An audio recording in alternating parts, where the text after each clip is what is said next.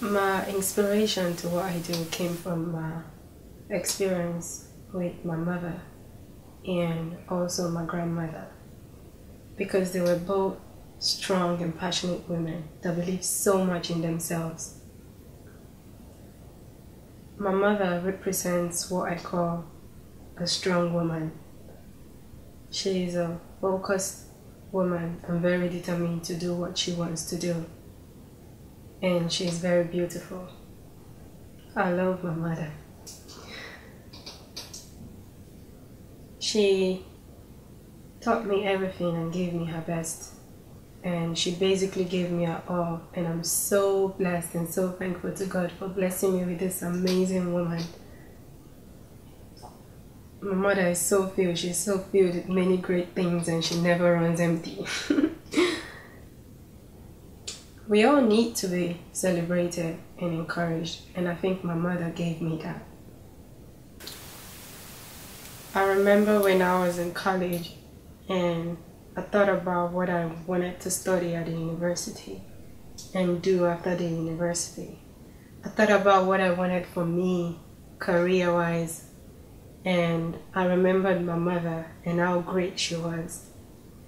And it just defined everything, but everything made sense when we both decided to start a fashion house. We both had the passion and flair for fashion, and we wanted to assist women get the look they desired with the fashion house. I think women need to be encouraged and celebrated, and I think it is one of the reasons why we chose to start a fashion house.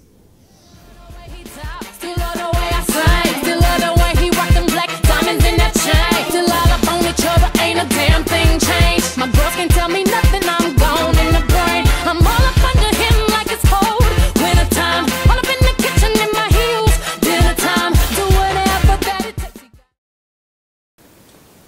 When I think of my mother and my grandmother and how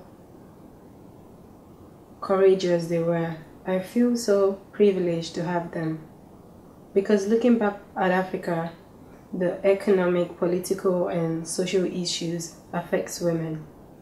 The state of women, particularly where I come from, Nigeria, is highly affected by the society. Now, Nigeria as a nation comprises of different ethnic groups with different cultures and languages, and although each culture varies, the patriarchal traditional belief system is constant in almost all of its ethnic groups. Gender inequality, as men are seen as highly and more superior to women, and much emphasis and importance are given to the male child. The role of women is given a defined customary function expected by the society. And although modernization is taking over, the traditional belief system is still highly regarded in most of its ethnic groups. Men are still seen as a more superior being to women, which leaves women less privileged in their society. Now, we know we can't change culture and tradition because it is part of the identity and way of life of the people. But there are certain traditional belief systems I strongly believe needs to be amended.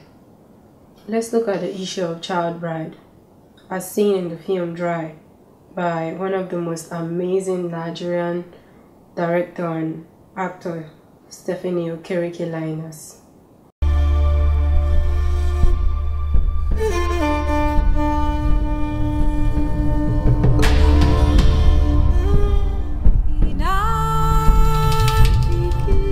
Ma, I don't want to marry now. Halima, you are too young to understand. You are young and this is the right time.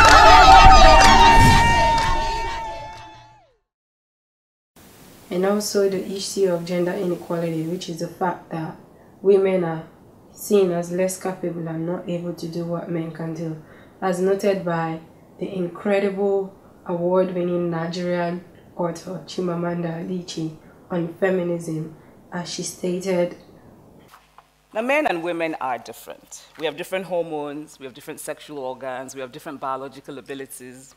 Women can have babies, men can't. at least not yet. Men have testosterone and are, in general, physically stronger than women. There's slightly more women than men in the world. About 52% of the world's population is female. But most of the positions of power and prestige are occupied by men.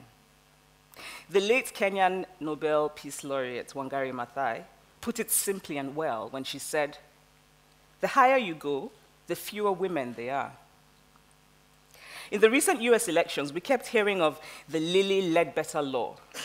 And if we go beyond the nicely alliterative name of that law, it was really about a man and a woman doing the same job, being equally qualified, and the man being paid more because he's a man. So in a literal way, men rule the world. And this made sense 1,000 years ago. Because human beings lived then in a world in which physical strength was the most important attribute for survival. The physically stronger person was more likely to lead. And men in general are physically stronger. Of course, there are many exceptions.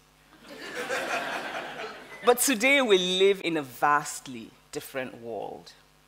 The person more likely to lead is not the physically stronger person. It is the more creative person, the more intelligent person, the more innovative person. And there are no hormones for those attributes. A man is as likely as a woman to be intelligent, to be creative, to be innovative. Women should not be less privileged in their society, irrespective of their culture and tradition. They should have equal rights with men and not be seen as less capable and not able to do what men can do. I remember how strong and confident my grandmother was. She lived to her dreams and she didn't let anybody or anything stop her. She was so passionate about her business and she loved her family. Everything she was doing was for her family and for her children. And I call her a virtuous woman for that because she really inspires me. I wanted to tell the story through my practice, which is why I called my collection Koro Orembo, drawn from my ancestral heritage, particularly from my grandmother's heritage. Koro Orembo means strong woman, and it aims to explore the power and confidence of a woman. My design reflects the idea of the head wrap. In an African society, the head wrap is significantly used to beautify and identify the status of a woman. And it is almost like a source of dignity and power for women. And even my grandmother always had a head wrap on.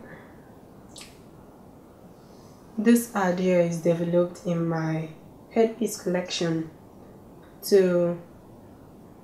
as a means of identity, representing women, and communication, standing as a source of strength and dignity for women.